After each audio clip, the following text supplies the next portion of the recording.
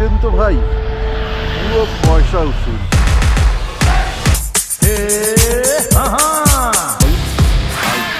Point of view থেকে আপনাকে দেখব,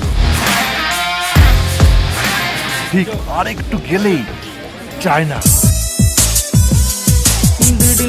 পেছনটা দেখুন, ইন্ডিয়ান ফ্ল্যাগ হচ্ছে।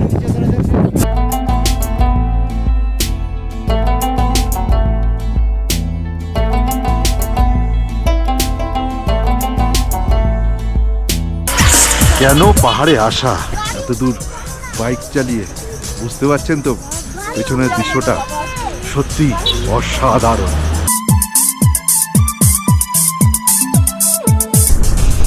মাইনাস, এখন এখানে -1 ডিগ্রি। আর এই যে দেখুন জলটা বেরোচ্ছে আর বরফ কিভাবে জমে যাচ্ছে।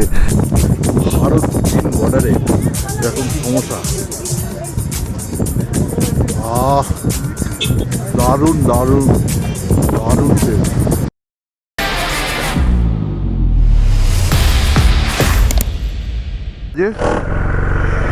চলো টাটা, বেরিয়ে যাই আমরা। কুয়াশা এখন এই মুহূর্তে কম রয়েছে। আর আজকে 6ই জানুয়ারি 2026, আমরা নতুন একটা ট্রিপে বেরিয়ে পড়েছি। ঠিক আজ থেকে 2 মাস আগে অক্টোবর মাসে আমরা বেরিয়েছিলাম উত্তরবঙ্গের উদ্দেশ্যে। তখন এতটা ঠান্ডা, কুয়াশার কোনো দাপটি ছিল না।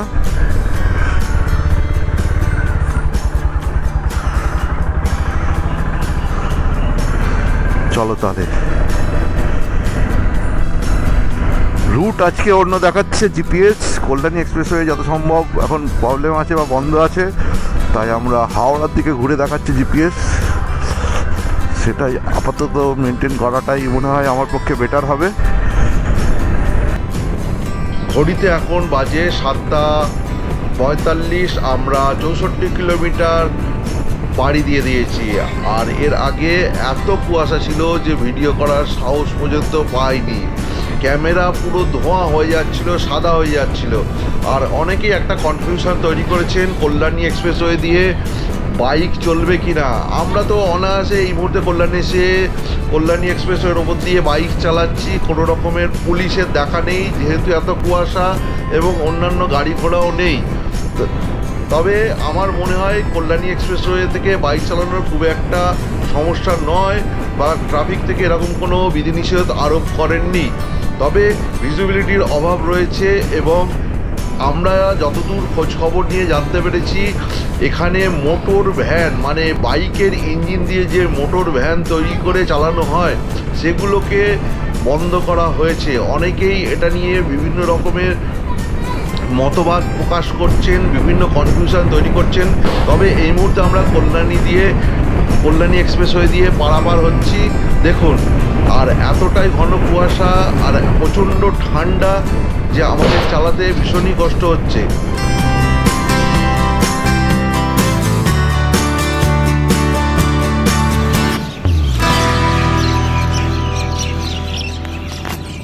এত বেশি কুয়াশা, হেলমেট দেখুন কীভাবে ভিজে যাচ্ছে। আর আমার জ্যাকেট পুরো ভিজে যাচ্ছে। কোনো রকমের বাধ্য হয়ে বাইকটা এখানে দাঁড়ালাম। কল্যাণী হাইওয়ে ধরে নিয়েছি, কল্যাণী হাইওয়ে পার হয়ে গেছি। এবার সোজা কৃষ্ণনগরের দিকে যাচ্ছি। সামনে ভিজিবিলিটি দেখুন,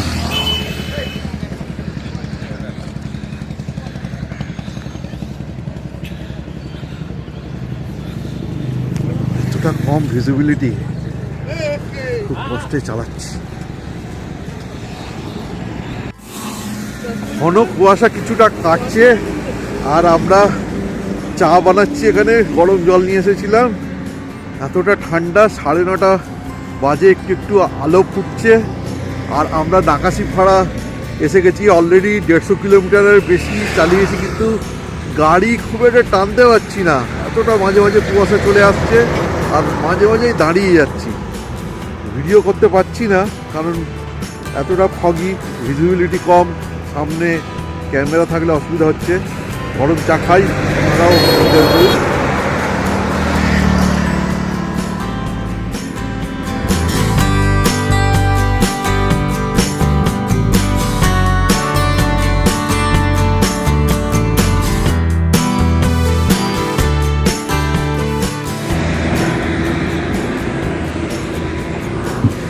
এই মুহূর্তে আমরা চলে এসেছি বহরমপুর ফারাক্কা টোল প্লাজায়। আর আমরা এখন ঘড়িতে সময় হচ্ছে 11:30 বাজে। 235 কিলোমিটার বাইক চালিয়ে নিয়েছি। সকালবেলা ঘন কুয়াশা ছিল, কিন্তু এখন সমস্যা হচ্ছে এই রাস্তার মধ্যে সামনে বেলডাঙ্গা এই অঞ্চলে ভীষণ জ্যাম ছিল। আর টোটো রাস্তা চলছেই, তার সঙ্গে সঙ্গে ডিভাইডার। এখন এই রাস্তার মধ্যে গাড়ি চালানো যাচ্ছে, তবে মাঝে মাঝেই প্যাচ আছে। আগের থেকে অপেক্ষাকৃত বেটার চালানো যাচ্ছে। আর ঠান্ডা, প্রচণ্ড ঠান্ডা। আমরা এখন আমাদের ব্রেকফাস্ট করে নেবো। বাড়ি থেকেই নিয়ে এসেছিলাম খাবার, সেটাই খাই, কারণ সময় বাঁচাতে হবে। তাই শুরু করি খাবার।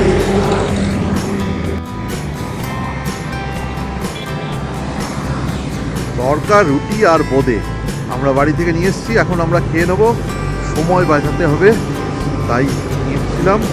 আর আমার প্রিয় খাবার খেয়ে নিয়ে যাবো। আর সামনের দৃশ্যটা অসাধারণ দৃশ্য। সামনে ঘন হলুদ হয়ে আছে সর্ষে ক্ষেত, আর আমরা এখানে রুটি তরকারি খাই।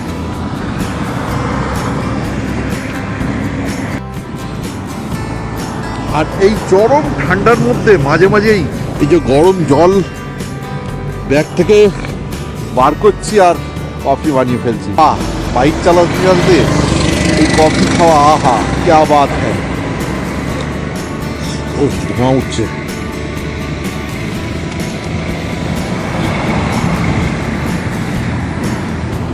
আমরা কফিটা এনজয় করি আর আপনারা দেখতে থাকুন। 3:05 বাজে আর আমরা 397 কিলোমিটার বাইক চালিয়ে ফেলেছি।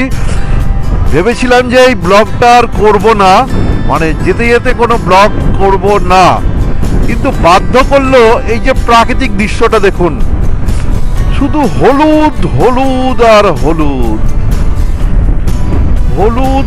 সর্ষে বাগানের মধ্যে দিয়ে কিলোমিটারের পর কিলোমিটার বাইক চালিয়ে আমরা যাচ্ছি, আর একটা অন্যরকম মিষ্টি ঘ্রাণ বাতাসে ভেসে আসছে। রায়গঞ্জ ঢুকতে আর মাত্র 20-30 কিলোমিটার বাকি। এই সর্ষে বাগান, ন্যাচারাল সর্ষে বাগান অসাধারণ। কিলোমিটার পর কিলোমিটার দুদিক জুড়ে। মাঝে দেখতে পাচ্ছেন ব্যারিকেড, কি কারণে ব্যারিকেড জানি না। এটা ন্যাশনাল হাইওয়ে না বোঝা। রায়গঞ্জ এখান থেকে আর মাত্র 22 কিলোমিটারের মতো বাকি। দেখি কতক্ষণ লাগে। ইটাহার আর মাত্র 4 কিলোমিটার। সময় হচ্ছে সকাল 10:30। আর শিলিগুড়ি এখান থেকে আর মাত্র 100 কিলোমিটারের মতো বাকি আছে। 100 কিলোমিটারেরও কম। আমরা কিষানগঞ্জ পার হয়ে গেছি অনেকক্ষণ আগেই, কিন্তু কুয়াশা আর তার মধ্যে জাঁকিয়ে ঠান্ডা। কুয়াশার দাপটে কোনো রকম ভিডিও করার সাহস পাইনি। মানে চাচা আপনার যান বাঁচা, আপনাদের দেখাবো তো দূরের কথা। তাও একটু সাহস করে এই ঠান্ডার মধ্যে একটু ভিডিও করছি।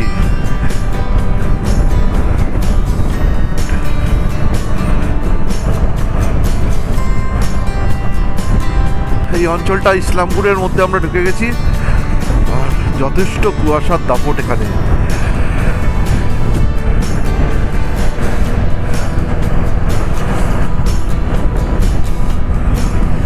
দেখুন একবার চারিদিকটা। মাত্র 200 মিটারের ডিস্টেন্স দেখা যাচ্ছে না। তাও আমি এখন এই মুহূর্তে জংশনের মধ্যে দিয়ে যাচ্ছি, আর জংশন পেরোলে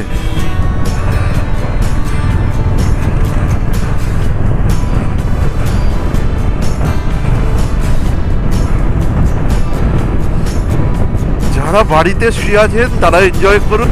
তো দক্ষিণবঙ্গ আর উত্তরবঙ্গ জুড়ে যে পরিমাণ ঠান্ডা এখন, আপনাদের শিলিগুড়ি এখান থেকে 76 কিলোমিটার, আলিপুরদুয়ার 208 কিলোমিটার, আর ইসলামপুর আমরা ঢুকে গেছি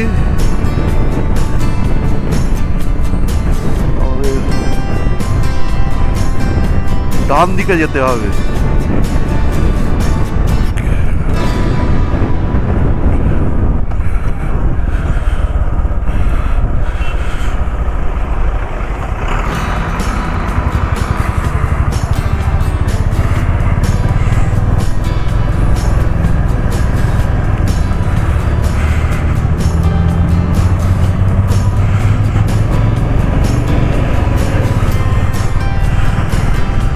এই রাস্তাটা আজ থেকে 2 মাস আগে যখন আমরা এসেছিলাম অক্টোবর মাসের ফার্স্ট উইকে, তখন অসাধারণ এই রাস্তাটা লেগেছিল। রোদ্দুজ্জ্বল দিন ছিল, তখন আমরা বেশ বেলায় ক্রস করেছিলাম এখান থেকে, আর ভালোই রোদ গরম ছিল। কিন্তু এখন 10:41 বাজে, সামনে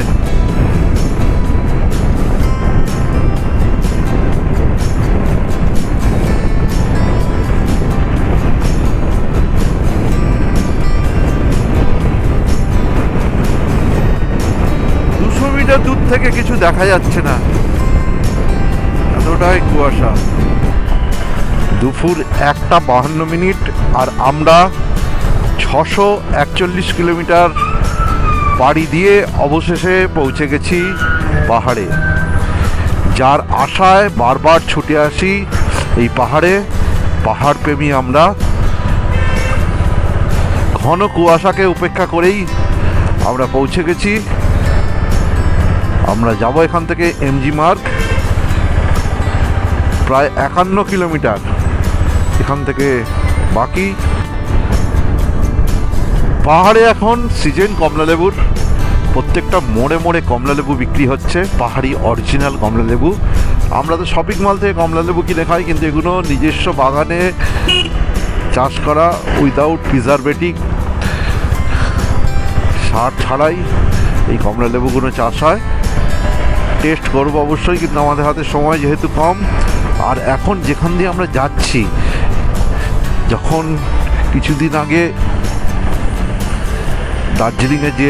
দার্জিলিং সিকিম পার্বত্য অঞ্চলে যে ধস নেমেছিল আর তিস্তা ফুসে উঠেছিল, এই সব অঞ্চলের ওপর দিয়ে তিস্তা তখন বইছিল।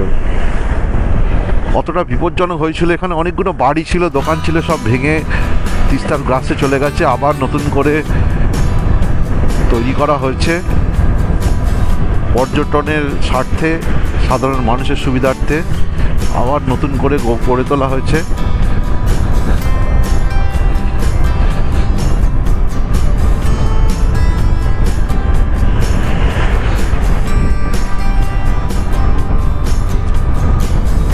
দারুণ মজা লাগছে। রোদ আছে হালকা হালকা, আর ঘড়িতে এখন সময় হচ্ছে 2:43।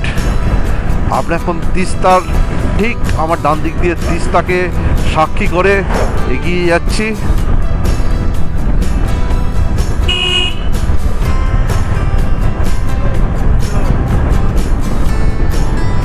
সেই তিস্তা কিছুদিন আগে, 2 মাস আগে যখন ফুসছিল, আর এখন সেই তিস্তা দেখুন, শান্ত তিস্তা। অনেকটা জলস্তর নেমে গেছে, অনেক নিচে দিয়ে বইছে। এসব রাস্তা নতুন করে আবার তৈরি করা হয়েছে। সব ভেঙে গিয়েছিল, ওই যে ভেঙে গিয়েছিল তার ধসের চিহ্ন আমরা এখন দেখতে পাচ্ছি।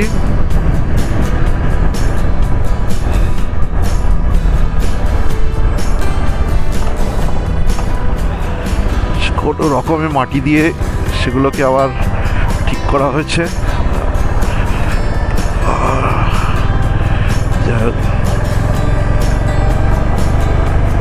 আর একদিকে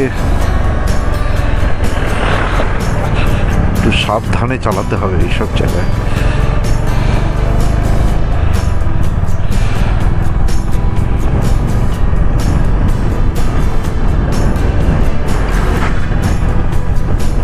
অসাধারণ লাগছে। আমার ডান দিকে সূর্য রয়েছে, আর বাঁ দিকে মেঘলা, মেঘলা ঠিক নয়, ছায়া। আর সামনে দিয়ে তিস্তা, আমার ডান দিক দিয়ে তিস্তা যাচ্ছে। একটা অন্যরকম রূপ, যে রূপ আমি ভাষায় হয়তো বর্ণনা করতে পারছি না, আপনারা সেটা অনুভব করতে পারবেন। অসাধারণ সত্যি।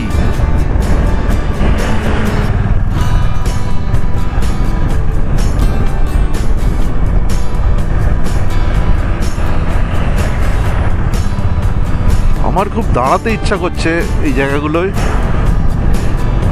কিন্তু সময় হাতে খুব কম। সূর্য ডুবে যাবে পাহাড়ে, খুব তাড়াতাড়ি সন্ধে নেমে আসে, আর আমাদের অনেকটা রাস্তা যেতে হবে। তাই আমরা দাঁড়াচ্ছি না, কিন্তু অসম্ভব সুন্দর চোখে অনুভূতি, আমরা অসম্ভব সুন্দর দৃশ্য অনুভব করছি, ফিল করছি, আর মনের ক্যামেরায় সেগুলো রেকর্ড করছি। আমার কাছে অত মেমোরি কার্ড নেই যে মেমোরি কার্ড ভর্তি করে আপনাদের দেখাবো। অসাধারণ একটা দৃশ্য দেখায় আপনাদের। তিস্তার চরে ক্রিকেট খেলা হচ্ছে, তিস্তার চরে ক্রিকেট।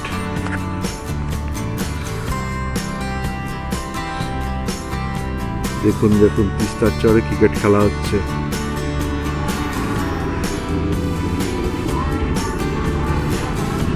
আর এই দৃশ্য দেখে আমরা দাঁড়াতে বাধ্য হলাম। তিস্তা ব্রিজ ক্রস করে, আর এদিকে ক্রিকেট খেলা চলছে।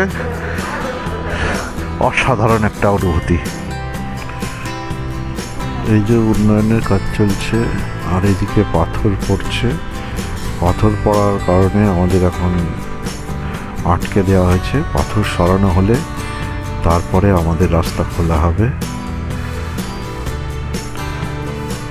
এখনও প্রায় 2 ঘন্টা 5 মিনিটের বেশি সময় আমাদের যেতে হবে।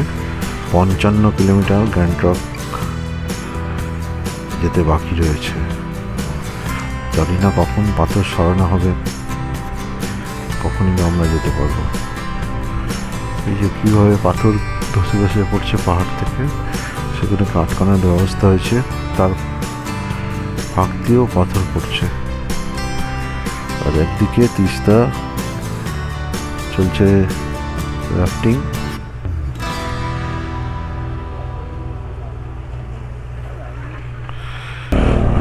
অবশেষে আমরা ছাড়া পেলাম, আর মুক্তির আনন্দ অন্যরকম।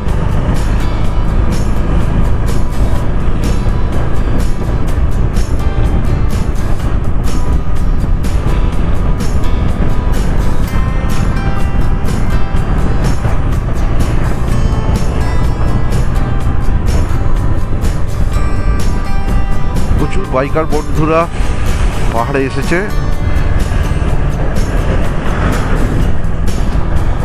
তবে শীতকালে এখানে প্রচুর পরিমাণে ধুলো উঠছে। যাদের ডাস্ট অ্যালার্জি তারা খুব সাবধান।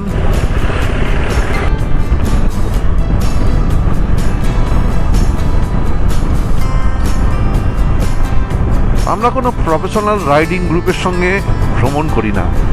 আমাদের যখন ইচ্ছা, যখনই মন খারাপ হয়, যখনই পাহাড় টানে, তার নেশায় আমরা বেরিয়ে পড়ি। এখন রেল লাইনের কাজ চলছে পাহাড়ে, আর কিছুদিন পর রংপো পর্যন্ত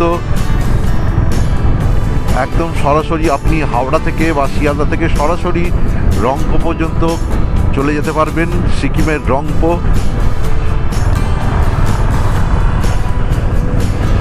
তার কাজ দ্রুত গতিতে চলছে। আগামী 2-1 বছরের মধ্যেই এর উদ্বোধন আশা করা যায় হয়ে যাবে। যারা 12 ঘন্টায় শিলিগুড়ি, 16 ঘন্টা 14 ঘন্টায় গ্যাংটক এইসব করি না, আমাদের ইচ্ছা খুশি first gear, second gear, third গিয়ারে আমরা পাহাড়ি রাস্তায় বাইক চালাচ্ছি। কখনো গতি 40, 50, ম্যাক্সিমাম 55, তার বেশি একদমই নয়। অনেকেই এখানে হু হু করে চলে যাচ্ছে। নেচারকে তাহলে এনজয় কী করে করা হবে? আমরা তো বাইক রেস করতে আসিনি, আমরা নেচারকে এনজয় করতে এসেছি। তার প্রত্যেকটা গন্ধ মনের মণিকোঠায় আটকে রাখতে এসেছি, আর সেটা ফিল করতে করতে ধীরে ধীরে আমাদের গন্তব্যে এগিয়ে যাব, যেখানে পলিউশন ফ্রি। আমার ছবি, আমার যে ক্যামেরায় ছবি উঠছে, দেখুন কতটা স্বচ্ছ ছবি। এটাই শহরে একই ফোনে একই ক্যামেরায় ছবি তুলবো, সবটাই ধোঁয়াটে গোলাটে। এখানে পলিউশন ফ্রি, পিওর অক্সিজেন আপনি বুক ভরে নিতে পারেন। যদি আমার কাছে কৌটো থাকতো, তবে আমি সেই কৌটোয় ভরে এই অক্সিজেন নিয়ে যেতাম, আর মাঝে মাঝে মন খারাপ হলেই সেটার শ্বাস আমি প্রাণ ভরে নিতাম। আর এই রাস্তাটা একবার দেখুন, একদিকে এখন বাঁ দিকে তিস্তা, ডান দিকে পাহাড়, আর এই রাস্তাটা সোজা উঠে গেছে রাস্তাটা আরো অনেক ওপরে, অনেক ওপরে। আর আমার অসাধারণ একটা অনুভূতি, যে অনুভূতি আপনাদের আমি বলে বোঝাতে পারবো না। সূর্য অস্ত যাওয়ার সময় হয়ে এসেছে, প্রায় 3:45 বাজে। পাহাড়ে একটু তাড়াতাড়ি সূর্য নেমে যায়। আর এখান থেকে গ্যাংটক হচ্ছে 39 কিলোমিটার দেখাচ্ছে, রংপো আর মাত্র 4 কিলোমিটার রাস্তা। অনেকটা উঁচুতে আমরা চলে এসেছি। একদিকে তিস্তা আর একদিকে পাহাড়। গ্যাংটক এখান থেকে 41 kilometre, Rangpo 2 kilometre, Namchi 46 kilometre, আর নাতুলা 97 কিলোমিটার।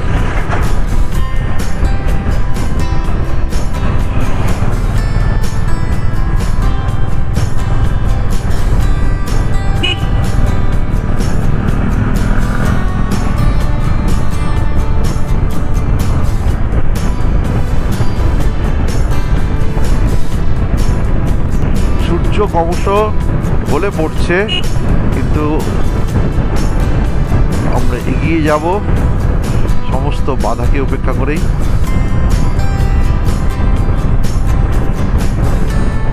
রংপুর কাছাকাছি আমরা প্রায় চলে এসেছি।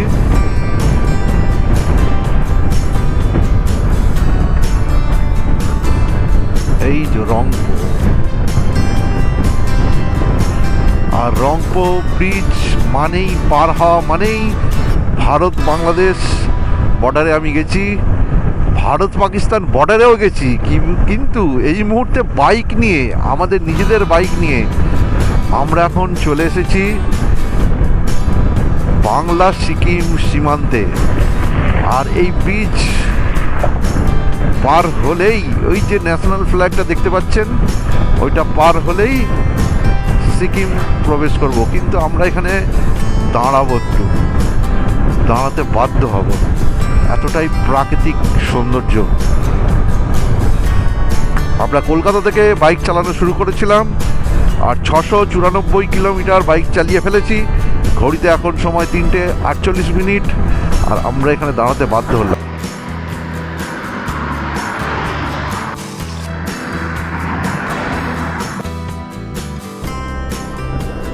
অসাধারণ একটা জায়গা, চারিদিকটা পাহাড়ে ঘেরা। আর এই সেই ব্রিজটা, বিখ্যাত সেই ব্রিজ, অনেকেরই স্বপ্ন থাকে বাইক নিয়ে এইখানে আসে। আর আমাদের নিজেদের বাইক সিবি 350 নিয়ে আমরা চলে এসেছি। সেই সমতল থেকে, হাওড়া শহর থেকে প্রায় 600 কিলোমিটারেরও বেশি আমরা বাইক চালিয়ে নিয়েছি। আর একটা অসাধারণ একটা সূর্য অস্ত যাচ্ছে, আমাদের দাঁড়াতে বাধ্য করালো। এখানে সূর্য অস্ত যাক, যাই হোক, অন্ধকার হয়ে যাক, তবু আমরা এখানে দাঁড়াবই। আর দাঁড়িয়ে ছবি তুললাম। এবার তাহলে আমরা এগোই, বাকি কথা পরে হবে। ঘড়িতে এখন সময় হচ্ছে 4টে বেজে গেছে, আর আমরা 695 কিলোমিটার হাওড়া শহর থেকে বাইক চালিয়ে নিয়েছি। আর আমরা এই মুহূর্তে রংপো ব্রিজ ক্রস করছি, সেই বিখ্যাত রংপো ব্রিজ। আর সামনেই দেখুন Sikkim, green state of the India. প্রবেশ করতে চলেছি, জাস্ট এই ব্রিজটা পার হলেই সিকিমে প্রবেশ করব। এখানে নাকা চেকিং পয়েন্ট আছে।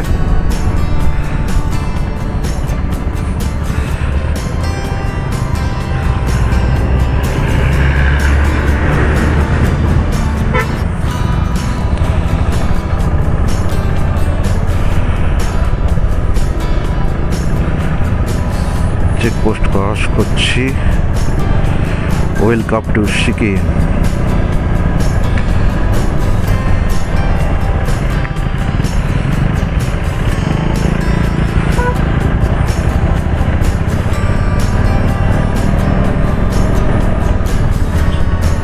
আমরা এই মুহূর্তে সিকিমে ঢুকে গেলাম। তাহলে এখন আমরা সিকিমের অতিথি। সূর্য প্রায় ডুবে গেছে, 4টে বাজে। এবার ঠান্ডা শুরু হবে। এতক্ষণ বেশ মজা লাগছিল, রোদ ছিল, এবার ঠান্ডার প্রকোপ ক্রমশ বাড়তে শুরু করবে। এদিকে রাস্তাঘাট বেশ উন্নত, যথেষ্ট মসৃণ রাস্তা, কোনো সমস্যা নেই রাস্তায় আপাতত, যা মনে হয়েছে আমার।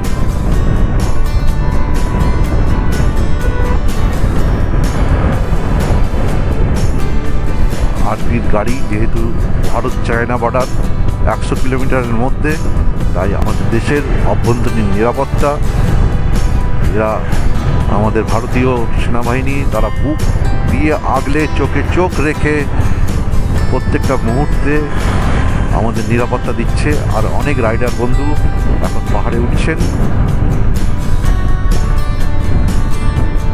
এই মুহূর্তে আমরা সিকিমের দিকে ঢুকে গেছি। গ্যাংটক আর 36 কিলোমিটার। আরো চড়ায়।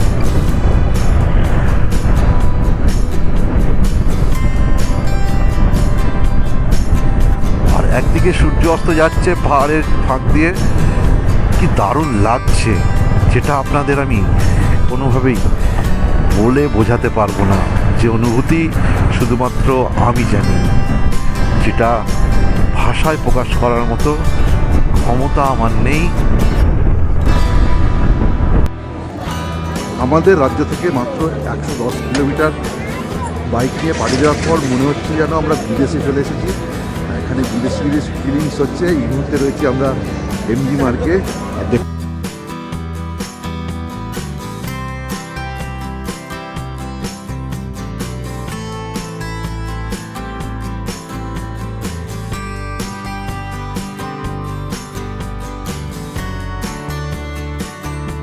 মুহূর্তে রয়েছি এমজি মার্গে। আর অনেকে বাইক নিয়ে সিকিমে বেড়াতে আসেন, নাথুলা বা বাবা মন্দির এইসব জায়গায় পারমিটের জন্য ভাবেন কোথায় আসবেন।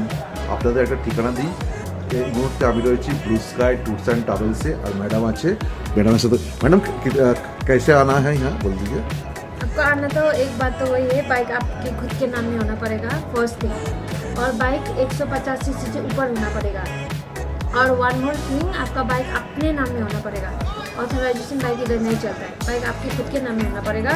और गाड़ी का जो भी डॉक्यूमेंट्स है सब आपका हार्ड कॉपी लेके आना पड़ेगा, इंश्योरेंस, आरसी और पॉल्यूशन। अब हो सके तो और एक फोटो कॉपी करवा के भी लेके आ सकते हैं, और सबका एक फोटो भी चाहिए। और प्राइस कितना लगता है? प्राइस तो ऐसा रहता है जिसमें आपका टूर के रिगार्डिंग कितना दिन का टूर आप ले रहे हैं, हम लोग को गवर्नमेंट का टैक्स भरना पड़ता है। एज पर दी हम लोग का ट्रैवल एजेंसी का थोड़ा सर्विस चार्ज भी रहता है, उसमें हम लोग सुबह परमिट आप लोग को बनाना, प्रोसेस क्या रहता है सब करके आप लोग को दे देंगे। दैट इज डिपेंड अपन आप लोग कितने दिन के लिए आ रहा है उसमें डिपेंड करता है। सिक्किम आने से पहले कुछ भी इंक्वायरी चाहिए या एडवांस परमिट भी चाहिए, एक दिन पहले हम लोग बना के भी रेडी कर देता है परमिट। उसके लिए आप मुझे ये नंबर में कॉन्टेक्ट कर सकते हैं। That's my number 9083926985, blue sky tours and travels MG Marg. বাইকের পারমিট আমরা রেডি করে নিয়েছি। আর এই যে এমজি মার্কের ঠিক সামনেই blue sky tours and travels রয়েছে, এখানে আপনারা আসতে পারেন। আপনাদের